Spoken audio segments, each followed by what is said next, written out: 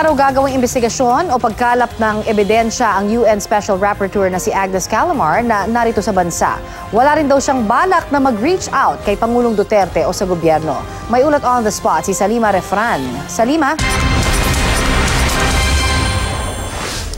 Connie, nasa bansa nga si UN Special Rapporteur Agnes Callamard. Katunayan, siya ang keynote speaker dito sa isang drug policy forum sa UP Diliman. Ayon kay Callamard, nandito siya sa bansa on her personal capacity at para lamang sa academic purposes. Hindi raw ito isang official visit at wala raw siyang ginagawang investigasyon o pangongolekta ng ebidensya. Wala rin daw siyang balak na mag-reach out kay Pangulong Duterte o sa pamahalaan. Kahapon, mismo si Pangulong Duterte ang nag-anunsyo na nasa bansa si Callamard. Wala naman din daw problema kay Callamard kung minomonitor siya ng gobyerno at karapatan nito ng pamahalaan. Sa kanyang talumpati, sinabi ni Callamard na sa General Assembly noong April 2016, tinukoy na ang approach na war on drugs sa komunidad o sa mga bansa ay hindi nagtagumpay.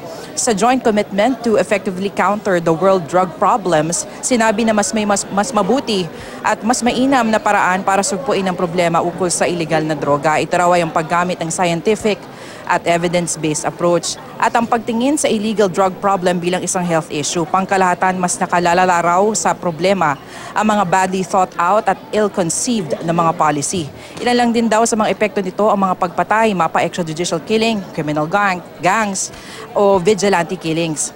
Ayon kay Callamard, para daw masolusyonan ang problema, mas mainam na matuto sa mga eksperto at pag-aralan ang mga karanasan ng ibang bansa. Dito raw sa Pilipinas, kailangan makapagtulungan ng gobyerno sa mga stakeholders at ipasok sa mga polisiya ang karanasan, kasaysayan at konteksto ng problema ng iligal na droga sa bansa. Sa kanyang 8 buwan daw bilang UN Special Rapporteur, binabantayan daw niya ang sitwasyon ng Pilipinas. Napapanood daw niya ang mga kwento ng mga kaanak ng mga biktima, ang mga pagtatanggol ng civil society at ang paliwanag ng pamahalaan. At ang mga nakuha raw niya ay lahat ay naniniwalang may mas mabuting paraan at may mas mabuting opsyon sa pagtugon sa problema ng droga. I am here solely for the purpose of the conference and the policy forum. I am not here on an official visit.